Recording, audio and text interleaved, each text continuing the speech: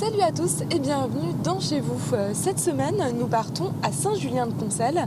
Cette commune est située à une quinzaine de kilomètres au sud-est de Nantes et compte environ 7000 habitants, les Concellois et les Concelloises. Pour commencer notre découverte de Saint-Julien-de-Concelles, nous avons rendez-vous dans un lieu emblématique de cette ville, la levée de la Divate.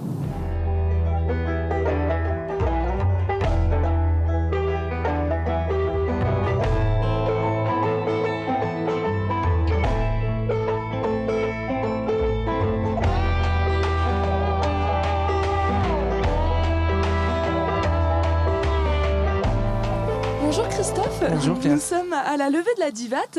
C'est une digue qui a été construite au 19e siècle et c'était pour protéger la commune en fait, des inondations de la Loire. Tout à fait, toute la vallée de la Loire. Et protéger des inondations, parce que c'était récurrent. La Loire a un régime particulier, plusieurs inondations par an. Et la deuxième vocation, comme toutes les digues de Loire, comme toutes les levées de Loire, c'était d'endiguer la Loire pour favoriser la navigation. C'était la deuxième raison.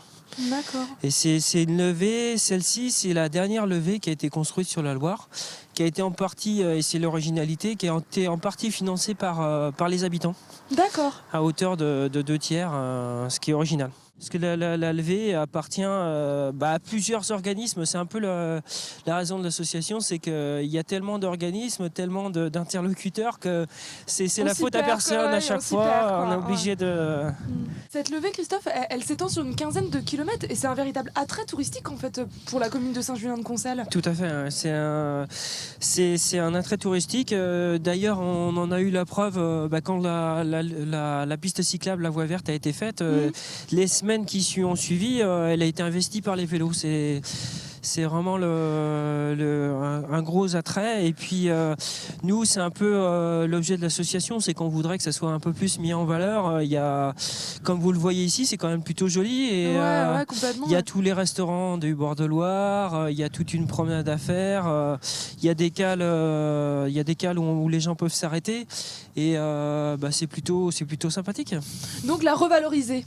Voilà, cette levée. C'est ça. Très bien. Merci beaucoup Christophe. Merci.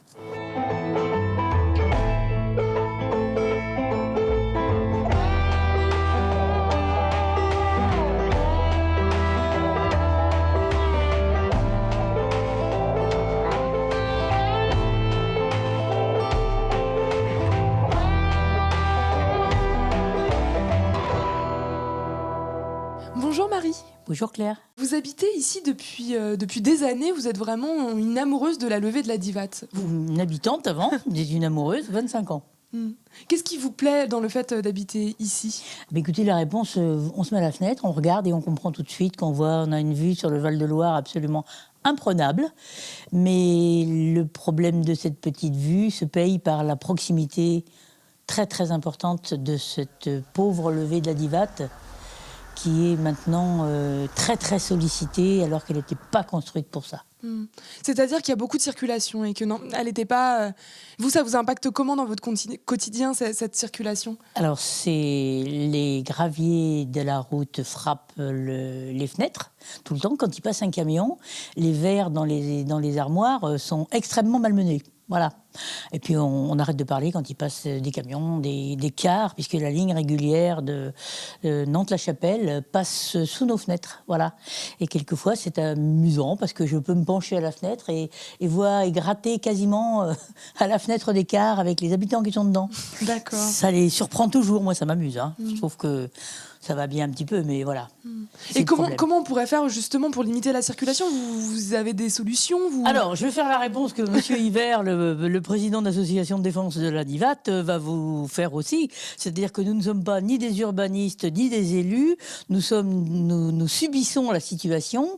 Certes, des solutions, on en a. La mairie de Saint-Julien-de-Concelles a déjà aménagé la Divate à la hauteur de Bois-Courant, avec des ralentisseurs, des plateaux ralentisseurs. Alors, est-ce une solution ? Nous, on veut bien tout. Et quand vous avez commencé à habiter ici, il y a 25 ans, c'était déjà le cas ou beaucoup moins ? Beaucoup moins, depuis 5 ans surtout, avec des véhicules hors gabarit qui sont pas du tout adaptés à la circulation sur cette petite route-là. La murette, il doit y avoir un plein temps de maçons sur la murette pour la réparer sans arrêt.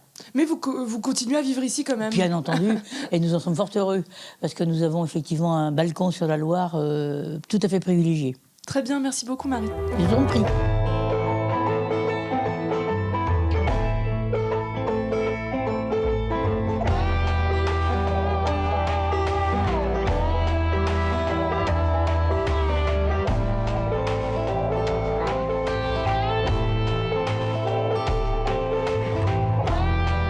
Chez vous, c'est fini pour ce soir. Je vous donne rendez-vous demain pour parler maraîchage. Je vous souhaite une excellente soirée sur Télé Nantes.